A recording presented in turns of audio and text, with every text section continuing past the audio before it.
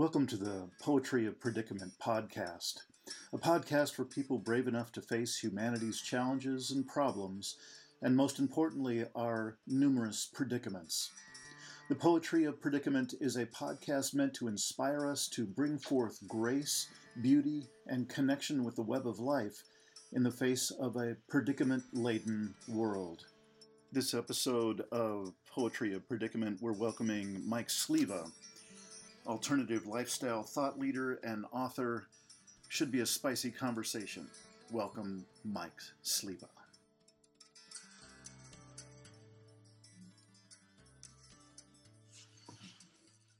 All right. I am very pleased to be talking today with Mike Sliwa. Mike, it's just a pleasure to have you on the Poetry of Predicament. And I'm probably going to post this on a second podcast as well, the Impossible Conversation podcast, named after my book. And I'm just thrilled to have you on both of them and have you here for this conversation, because I've as I mentioned to you, heard you talking quite a few times in other interview settings, but especially with recent with Hambone Littletail. Right. And you were talking about your the community that you're in, and of course, you know, your body of work and your previous writings, and you've got a kind of an illustrious career in the doomosphere. Yeah. So it's very much a pleasure to have you here, and I'm particularly looking forward to talking with you about one of the main themes in your recent book about privilege, and Right. and then bumping into that more and more as I'm creating the body of work with Carolyn Baker in Living Resilience. So without further ado, Mike Sliwa, thanks so much for joining us in here, and let us see your smiling face. Well, thanks, Dean. It's great to be here, and I appreciate the time, and I look forward to this conversation because they are few and far between. And I'm actually very fortunate from where I live. I get to have them often, but it's nice to have them outside of the community as well, because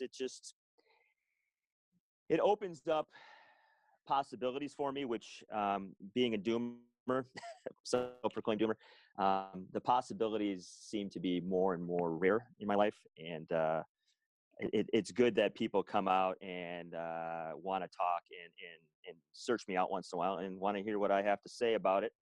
And but at the same token, it's good to hear what you're going to have to say about it as well. So great. Well, Mike, would you, for those of us who are watching this podcast who don't know about you, would you mind giving us a little bit of an introduction to who you are and where you are? Sure. I'm a former high school teacher. I taught high school for 12 years, and my wife and I left our teaching careers in 2011, not because we, had any problem necessarily teaching. We love the profession, and like everybody, we loved working with young people. We just didn't love the bureaucracy that came along with it. But we both wanted to do something more with our lives instead of showing up to a classroom for 20 more years and hoping for some sort of retirement. And we realized we really didn't have any tangible skill set. So we went out and we started working on people's properties on small homesteads. I think, woofing, working worldwide opportunities on organic farms, Help X, work exchange programs like that. And we basically started in the Southwest at Guy McPherson's place for 3 months. Then we went to Europe for about 6 months and woofed in Ireland and Italy, and then came back to the Southwest, and eventually ended up in an intentional community that is in Southwest New Mexico. And while I've been doing this over the last 6-7 years, I wrote a book called Chasing a Different Carrot, The Predicament of Privilege. And I've done some writing for the Good Men Project. I think I wrote about 75 articles for them about various things in the industrial culture. And I've given a couple TEDx talks about it as well, and appeared on Extinction Radio and, Humpty Dumpty Tribe, things like that, the doomer world. And so, yeah, I live on a property of about 20 acres with 12 other adults. We all have our own dwellings, but we also have common areas, bathhouses, kitchens, common gardens, and things like that. And it's called a land trust. It's basically a nonprofit. So That's who I am. Right on. Well, I'm if you don't mind spending a couple moments, I think I've just mentioned to you that I have a real um, love for and long-standing appreciation for alternative living arrangements in this world, because I think we're both very much on the same page that the way that the average person, especially in developed world like the USA, the way we live is completely and utterly unsustainable. Yeah. And beyond what's current in terms of our climate footprint and decimation of habitat and on the list goes. I've also just called it forever two in a box, where if you just have a couple that lives in their little apartment or their house and they're sequestered in that world, there's so little contact, so Yeah. little meaningful contact with other people. Can you say just a little bit about your experience of that, and especially where you are now? Yeah, I mean, my wife and I, when we got married, we lived in a studio apartment in the mid 90s in Milwaukee, Wisconsin. And we only lived together 2 years before we moved to the Southwest. And we actually lived with my parents for 16 years in Phoenix. We shared living expenses, we shared a 2-story home. And it really worked out well for a long time. We kind of used to call ourselves the Waltons, and people would be shocked that we could live together like that. But we got along great. And when we decided to leave, my parents were somewhat shocked, and because everything was going well, we weren't leaving because of them. We weren't leaving because we hated our jobs.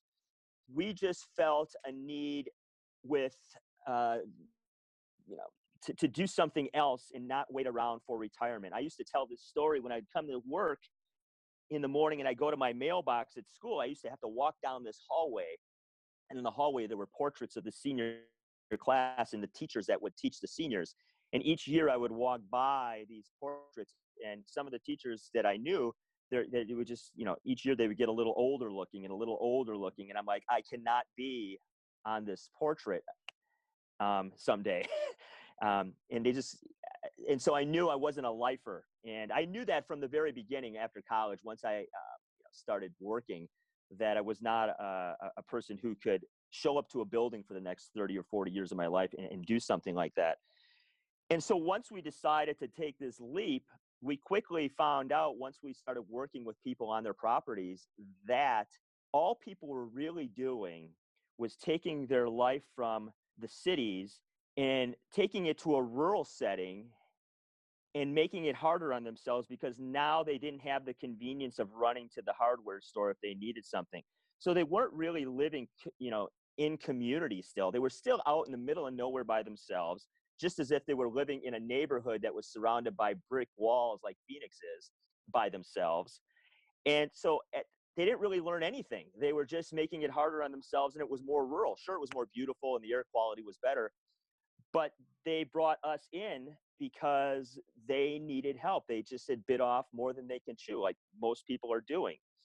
And we learned real quick, by living and working with folks, we learned more what not to do. And what we did not want to do was basically build a structure in the middle of nowhere and start a homestead by ourselves, because we didn't want to work 16-hour days, and we just gave up 12-hour days in a windowless classroom. So we found out and kind of stumbled upon intentional communities and read about a bunch, went and visited Dancing Rabbit in Missouri, and kind of got an idea of what we wanted to do. And it just so happens, when we were working at Guy's place, there was an intentional community about a mile down the road from him. And we used to go to potlucks when we were in the area.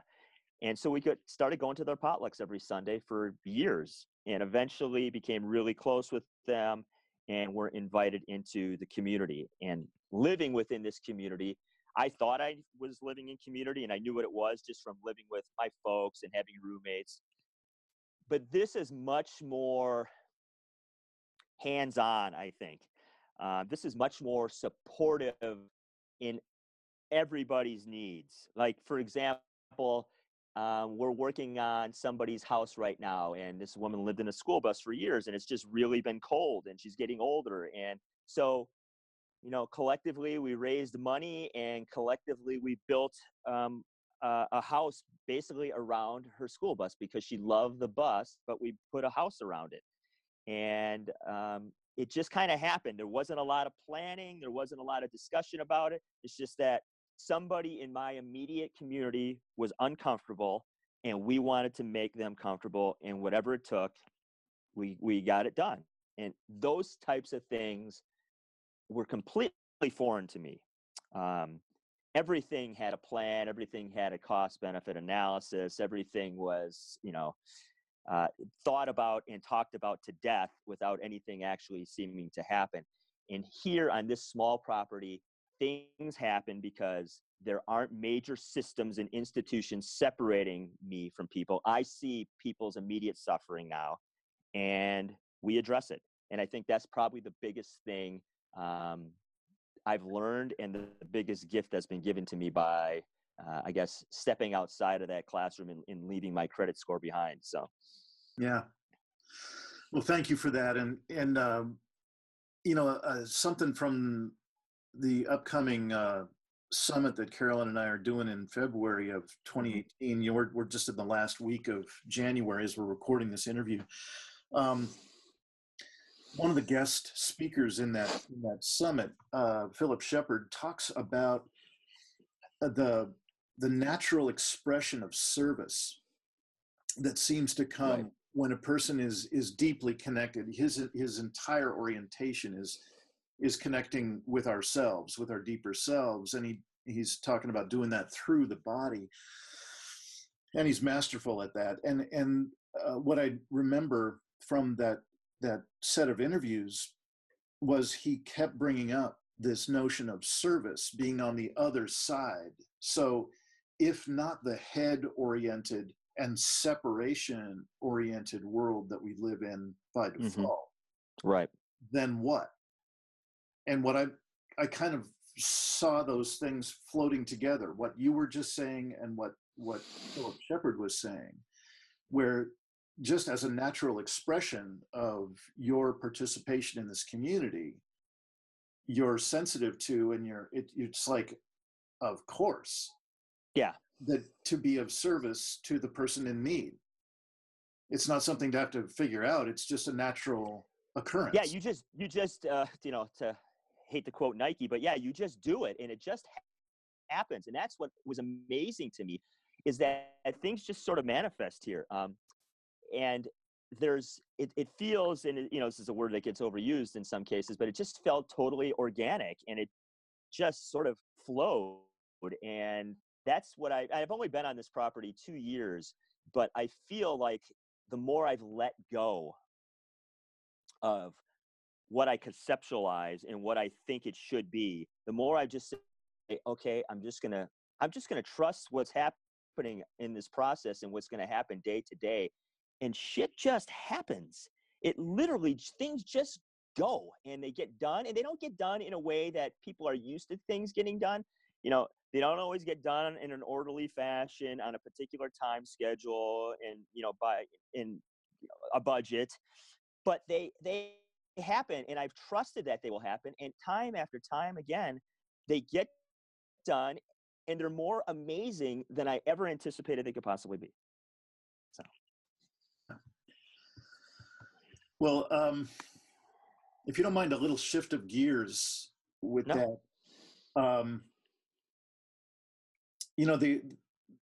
the orientation that Carolyn and I are taking on is really to offer as many powerful tools and opportunities to build skills and expand capacity as possible for people as they face a predicament-laden world. And one of the bigger pieces of just a learning piece, because most people have zero comprehension of it, is about shadow. And why I'm bringing it up is shadow is hard for me to take apart the words, in the right there in the title of your book, and as a central focus of so many pages in it is about privilege. And Yeah. I, really what's implied with that is that whole separation-based paradigm of Mm-hmm. default living in business as usual. Um, Yeah. and because we are so uh, grief adverse and loss adverse and death adverse and community adverse and vulnerability adverse, it seems like we've literally knocked out all of the aspects of being a human being that would be helpful. We've literally just stripped them all out. Yeah. And the way that you're one of the main focus points that you bring forth so well is about privilege, how we've got all the benefits of the fossil fuel driven fantasy world. Yeah. And we are obviously deeply addicted to this, the most luxurious way of being a human being that's ever been. Right. And that, if nothing else, that constitutes like a foundation of privilege. And that foundation is built on shadow, is built on the aspects of ourselves that we refuse to see. Right. Yeah. We refuse to see that we've stripped out all those essential connections to our deeper self, to other people, to earth, and so on. So I'm wondering, is there anything that you're inclined to say about the just how privilege shows up on your screen now after grappling with that topic for so many years now? Yeah, I mean, it's interesting you bring this up. The timing couldn't be better. In my book, I talk briefly about presenting at the White Privilege Conference in 2008, and it was a monumental shift in my thinking because I thought I knew on some levels the privilege I had, and then I had been to the conference several times, and then I was asked to present, and I presented with a friend of mine, and it was let's just put it this way, it did not go as planned, and it was a very teachable moment for us. I mean, I learned a great deal more than I was probably giving out as far as the information goes.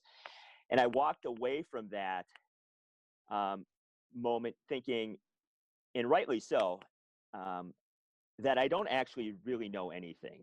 And I think I do. I've been looking, like all of us, we look through the world basically through a pinhole, and then we try to explain it to ourselves and other people and how it works, basically through our perceptions and things like that. And I found that moment had helped spiral me into a completely different direction. And the person that I did my co-presenter that day has taken a different route for different reasons, but he is now in a doctoral education leadership program at Harvard. And I ended up living in a tent in New Mexico. Yeah. And so in April, 10 years after that event, we are presenting again at the White Privilege Conference about what happened and how we have responded to the world since that day. And we're basically going to talk about progressive approach to injustice and oppression and inequity, and versus a radical approach. And we're going to talk about that. And so for me, the hardest people to talk to about privilege are the people that actually understand their own privilege as far as their race and their nationality and their gender and in everything like that. What they cannot see, and I am not probably going to be well received at this conference again, is they have a hard time seeing what's directly right in front of them, and that is the privilege of living in the industrial era. And they've become really the subject, and it's this quest on some levels to be included in a society that excludes so many people on so many levels because it's a hierarchy. There's no top without a bottom, there's no wealth without poverty, and there's no privilege without oppression. And want to be included in something that is traditionally excluded so many and is devouring the planet, literally your lives, is an interesting thing and most difficult to get across to progressive thinkers, because they believe deeply in the system, perhaps more than any other political ideology. And yet I came from a very progressive thinking background. And so my challenge will be in 90 minutes to try and get them to get a glimpse of the predicament. We want to include more people, but as one of my Facebook friends, Ian McDonald, stated the other day, if we just have a more diverse set of gatekeepers, that's actually not helping anything. All we're doing, if we have a transgender drone pilot and we have, a lesbian senator and so on and so forth, if those people are all pursuing the same living arrangement and promoting and perpetuating the same living arrangement, then we're really not getting anywhere. We're just feeling better about it because now it's more diverse. Right. And that's really where I am at this moment. It's like, I'm a white guy, a white straight male, born in the upper middle class in the United States, educated the whole bit. I am not the messenger or the best looking messenger to be saying this to women, people of color, so on and so forth. However, that doesn't change the fact that it's accurate. And the accuracy of the message is what's keeping us alive is ultimately killing us. That's the predicament. And people don't want to hear that because they've invested so much of their identity into who and what they do, who they are and what they do. Teachers are the perfect example of this, being in the profession. A lot of us, we think we're the last bastion of hope. But what we're really doing is we are preparing people to follow the same path that we have followed. And that path is incarceration for yourself and destruction of what's keeping you alive. I don't know how to put it any more plainly than that, but people don't want to hear that shit, Dean. Yeah. Well, I'm with you. I have my own brand, as you can imagine, with a book called The Impossible Conversation. Yeah. I've had my share of impossible conversations, and it's easy to hear what you're talking about. I'm with you.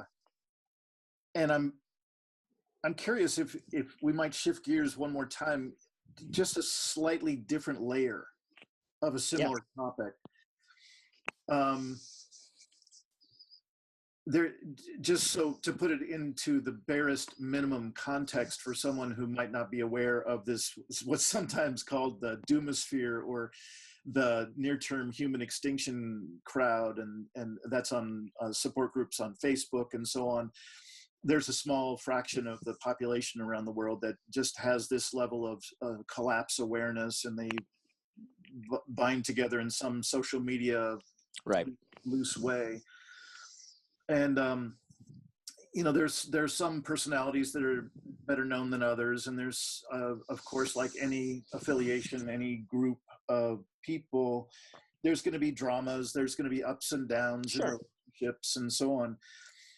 And so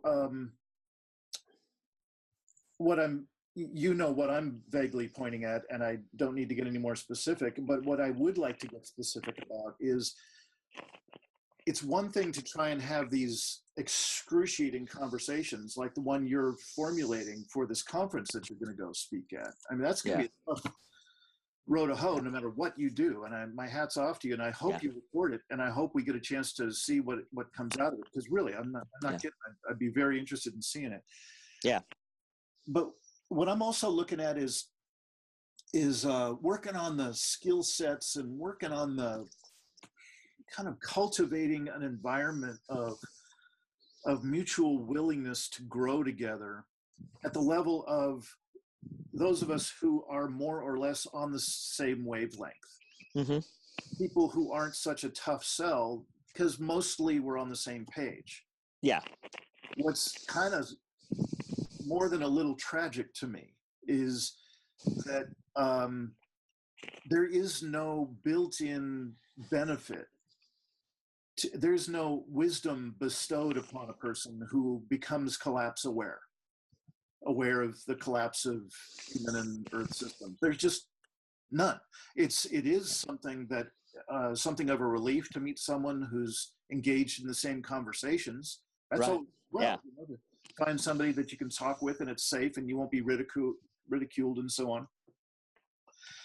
But what I'm noticing is there's this tragedy of we are no better, but those of us who are engaged and have this knowledge and some amount of desire to connect with others about it, we got no guarantee that we've got any better skills at connecting with people than anyone outside of this conversation. Right. There's not a damn bit there's not a lick of more common sense or more innate ability to reconnect with inner wisdom or other people or earth or spirit or soul. And so we get to this incredibly vulnerable place because it's a heretical conversation. I know you know this probably better than anybody. And so it is a belligerent conversation with anyone outside of the circle. Right. But within the circle, we still have the same default judgments. Still have the same kind of shadow ugliness that we all carried around when we were, willfully ignorant and and driving around in bliss out in the regular world. Yeah. And so I'm curious, because you've been engaged in some of this, firsthand in terms of having to grapple with some of those shadows and how to do that and what you've noticed. I'd just be very curious if you have any kind of lessons learned or observations as you've seen people kind of perhaps in our own clumsy way trying to stay connected in some loose way around the world with all this shadow flying around, just slicing, like death by 1,000 cuts with each other and still trying to stay connected. So anything to say about that? Well, yeah, I mean, the part of the problem, obviously is we all come from the civilized model. So like I said about not knowing anything, I mean, truly in some sense, coming into and trying to, as I call it, move towards the exit of the insanity of this culture and peeling off the immense amount of conditioning and doing so by, picking up, and I quit my job and I moved to a rural area and now I'm hammering nails and I'm milking goats and blah, blah, blah. And, still being a highly dysfunctional person and not knowing really how to connect with anything that's non-human, let alone humans, and stumbling my way through it, and then coming into a community where I have other people stumbling their way through it and who are just as dysfunctional as I am, and trying to grasp onto anything as we're spiraling through this, immense amount of grief of coming to these places, these very dark places. It's a clusterfuck because we are all just clueless on some level. And yet many of us, including myself at many times, think we know what we're talking about and we know what we're doing.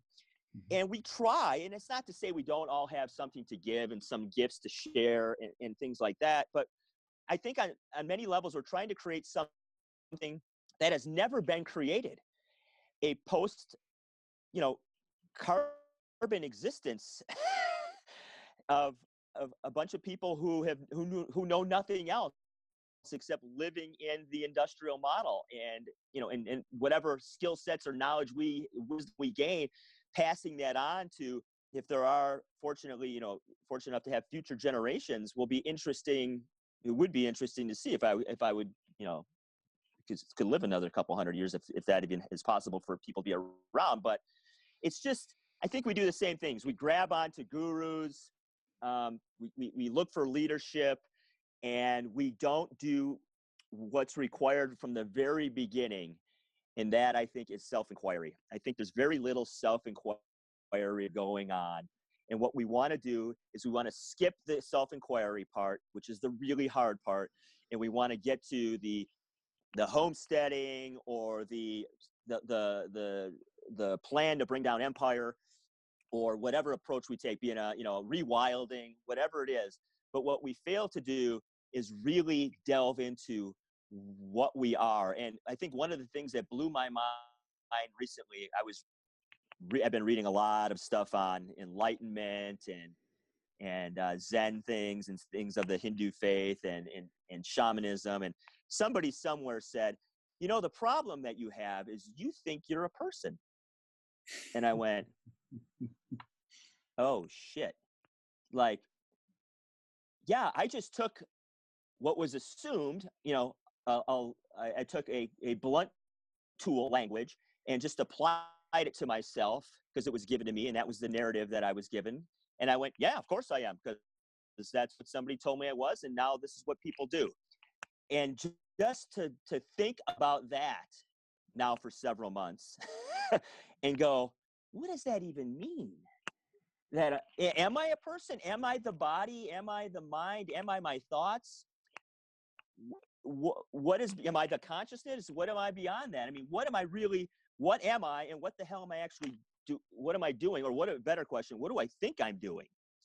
And really delving into those things, and then try moving through the world. And for me, this has been a whole process for the last 7 years of just letting go of all the layers that I have placed upon myself and that the world has placed upon me. And so for me, it's all about delving inward. Yeah. So, well,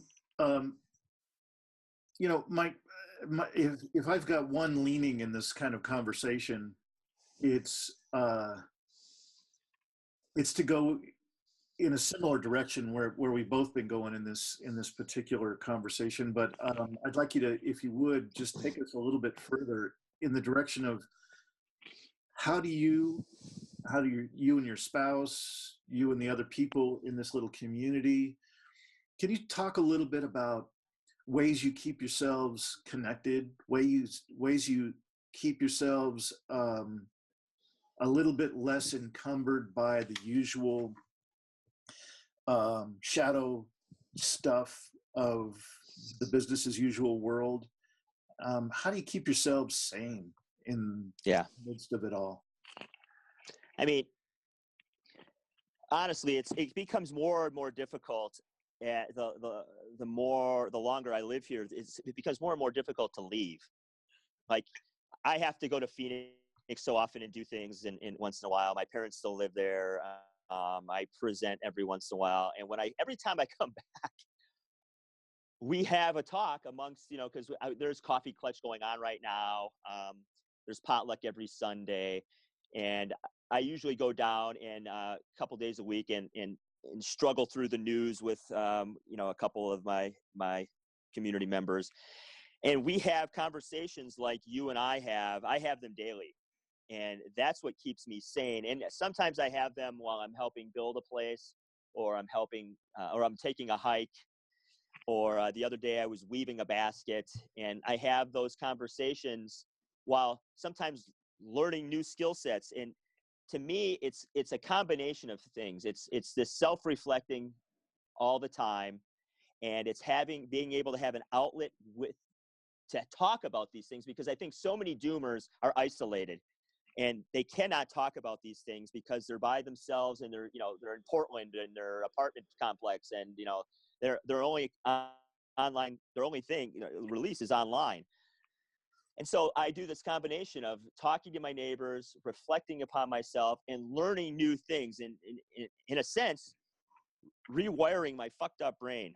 And the biggest thing is, I tell people, because we this whole idea, and people get crucified in this particular community of doomers for having any hope.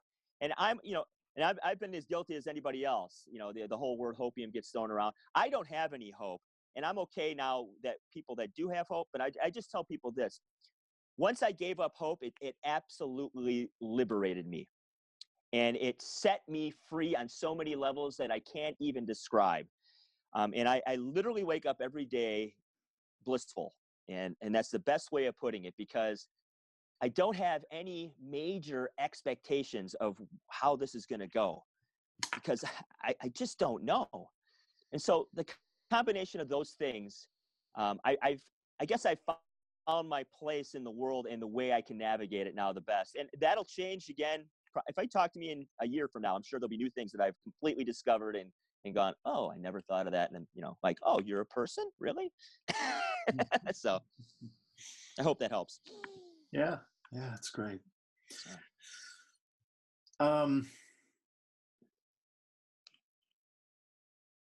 be curious if in the name of wrapping this up and kind of putting a bow on it,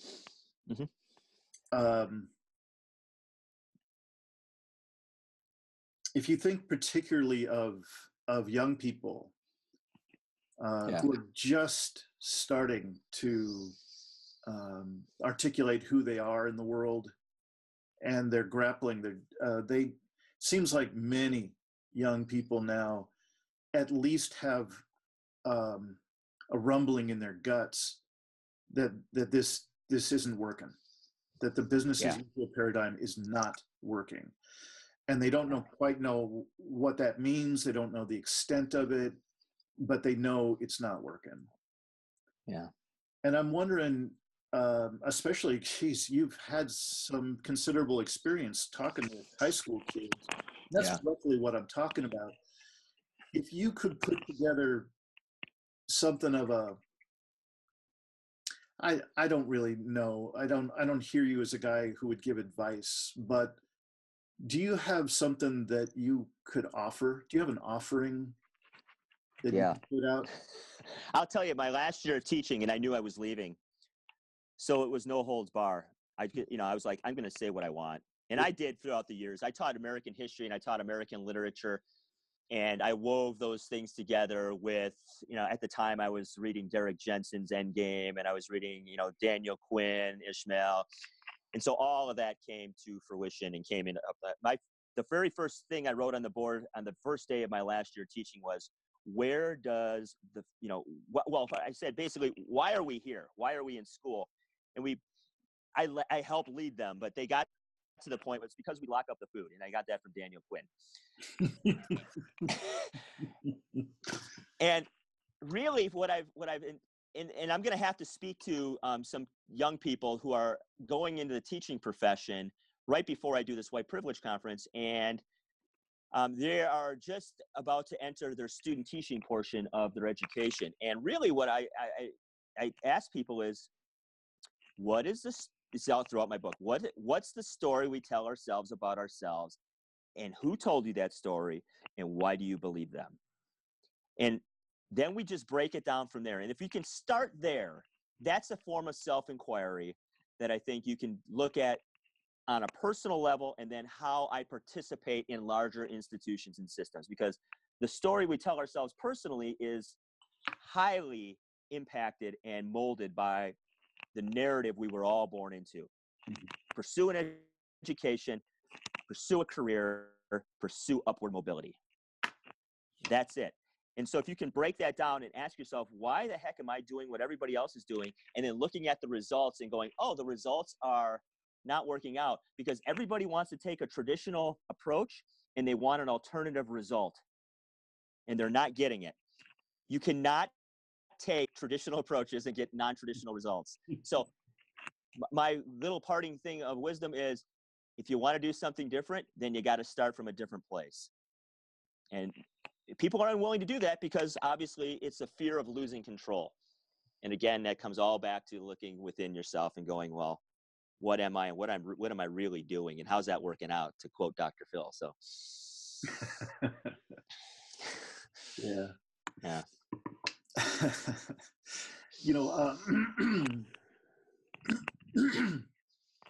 Excuse me. We've got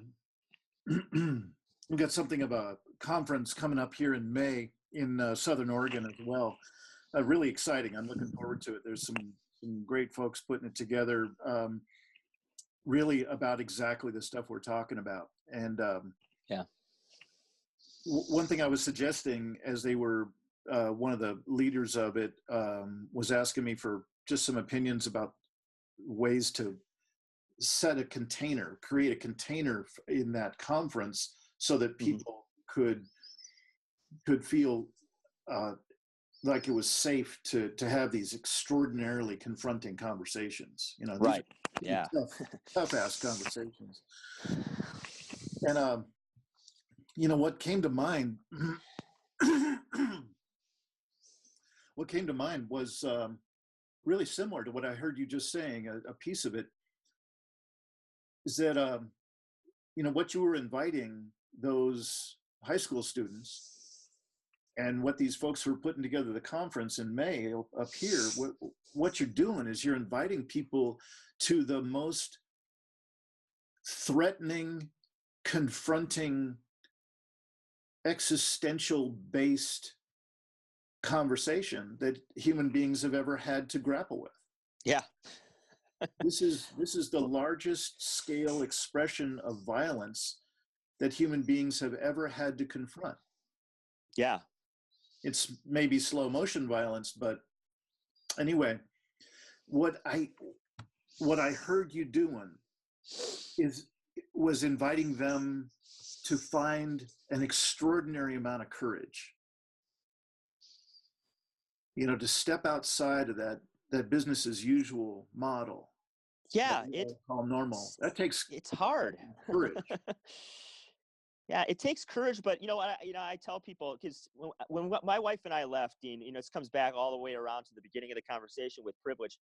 It does take courage, but I think I look at the amount, and again, this is from my particular set of circumstances, but there's a lot of people in my circles and people that might listen to these conversations that I might influence.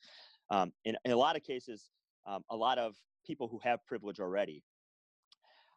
I had a huge safety net. We both had a huge safety net underneath us. I mean, if I went out and left my job and, sold my cars and, did what I did, if it didn't work out, I have an education. I can go back and get a teaching job. I can go back and start my, getting a car and start my old life again pretty quickly. And so it's not like I was born into a Syrian refugee camp and I'm dying of cholera.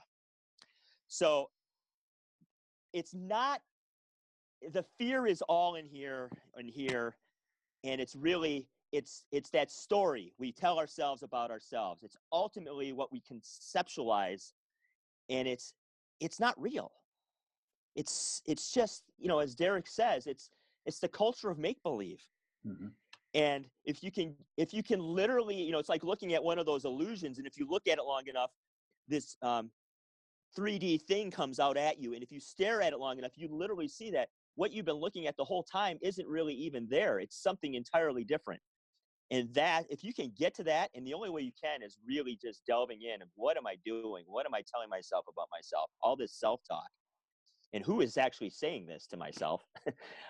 If you can go there, it's amazing what you will find. And what you will find is that everything around you is absolutely utter bullshit. And it's not like you're going to escape it, but you can find an entirely new way to navigate it. And that's what I've attempted to do. And it's the best thing I've ever done in my life. And if I died after this interview, I'm at least thankful that I found some form of liberation and bliss. So, yeah. My word for that is grace, a state of grace. Grace. And absolutely. That's a great way of putting it.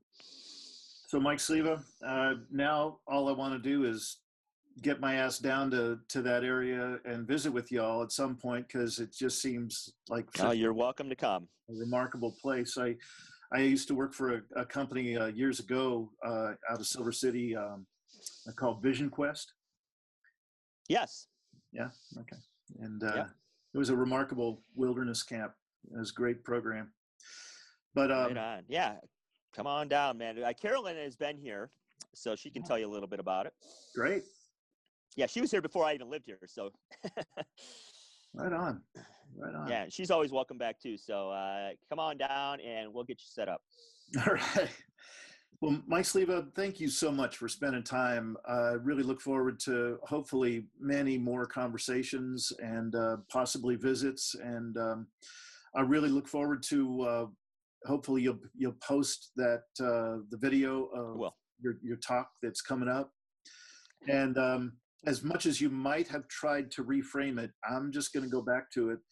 I think you and your spouse and that little community you're in are a number of courageous people, and I just appreciate the heart that you bring to it. It's obvious to me; it's just clear as a bell, and absolutely a pleasure to talk with you.